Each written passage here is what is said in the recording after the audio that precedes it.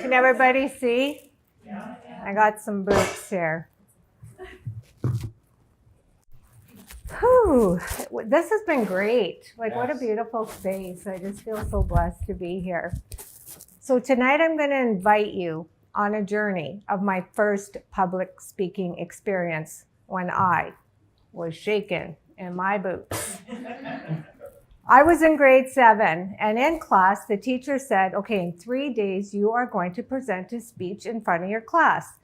At first, I thought, oh, I'm so excited about this because for years I have been speaking and preaching and teaching my sisters. Right on. And now, being an oldest child, I'm the leader of our pack, let's just say. That's awesome. So I had this new audience that was going to listen to me, and hopefully they didn't think I was bossy. That was my goal. So the day arrived. It was my turn to speak. I was nervous. I had these butterflies, and I was shaking in these guys. But I went up to the front of the class, and I began to present. I don't know what I was saying. I was just, talking away, and I had these nerves, but I just kept doing it anyways. Something I said, I'm not sure what it was. I think I'm funny, but the whole class laughed. So I felt like, oh, okay, they think I'm funny.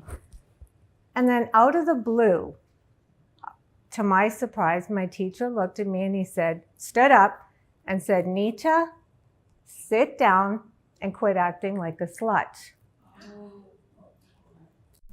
I was a young girl. I was very insecure of who I was. I had crooked teeth. I was a late bloomer. All of this impacted me. I couldn't believe it. I finally got the courage and I went and sat down. I was so embarrassed. I just wanted the floor to just open and to swallow me up right there. And the look on everybody's faces was unlike anything I had ever seen. So I picked up my books, put them to my chest, and I walked out of the class. I went home and I told my parents, of course I was crying. And all of these thoughts just kept coming in, like, what did I do? What did I say? Why would he do that to me? Did other people see me that way? Like, seriously, I was a late bloomer. But it impacted my life, and it was such a pivotal moment, and I carried it for years and years after. So we confronted the teacher, and he was made to apologize. Excuse me. Oh, it was, I still have a hard time believing it. But then I made a decision. I thought, I am so tired of people pleasing. I am so tired. Of being a perfectionist. I don't know why I'm crying. Sorry.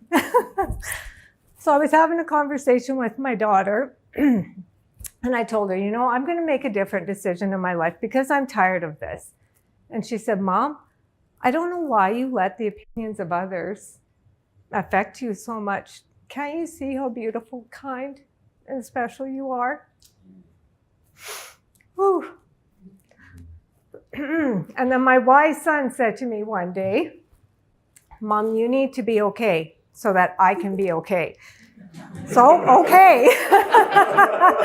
I need to be okay. So I took these shaky boots. And I borrowed my sister's stilettos because I wanted to step into something new. Unfortunately, she's a size 10 and I'm a size 8, so they're a little hard to walk in. But I also heard a quote Josie Bazette said, your dreams come a size too big so that you can grow into them. How cool is that? So that led me into my new coaching career. After being a mom for 28 years, I stepped into something new, fancy shoes. But what I discovered in this time was speaking to my clients, speaking to other people, and in my own life, fear, comparison, opinions of others can just be such a weight. Yes. And we feel trapped in this. I also discovered that 70% of the time we're living in our amygdala, the fight, flight, freeze part of our brain. So when you think about that, it's like you're just guarded and it's just going round and round. Everybody talked tonight about our brain and how our mind works and what we're thinking and how much it affects us. But making that decision to move into something new. So I lead my clients through this. So I was telling my story with the one day about, my sister's shoes, how they were too big, but I was doing it anyways. I had some fear and comparison, and my mentor said, "Why don't you have your own shoes?" It's like, hello, why don't I have my own shoes? Because I was still living in that fear, because I was still comparing myself to others. I had to make another decision. So I can't throw these because I might break them. So I'm going to lay them down. I stepped into something new. I stepped into my own identity. I stepped into who I was becoming. But in order to do that, I don't know if anybody around here is a perfectionist. Maybe you're a doer. You just keep so busy all the time. You're on that treadmill of life and you're not thinking about what you're thinking about. I had to stop. Really hard for me to be still, but I did it. I got serious. I got into the arena of my life and started to discover what was holding me back. Why, just get clear, get some clarity, have some courage, because I'm a small town girl and I have these big dreams, but it takes courage to do that. The other thing I learned from my mentor was I am not responsible for the past, but I am responsible as an adult to keep moving forward. We talked a lot tonight about forgiveness. I had to forgive my teacher. I don't know what I said that day. I don't know what he was going through. Maybe he had a bad sandwich. I don't know. And he took it out on me. I'm not sure why he said what he said. I look at him today, I don't know where he is, and I've sent him kindness and love, and I hope that he's doing okay. But I'm not dismissing what he said either. I am stepping into who I'm created to be and taking the time. Because when the comparison and the fear creeps in, because it does, it's being still and giving yourself the permission to take one step at a time. So I am known as Nita Knapp, a creative mind renewal coach, because I have taken the time.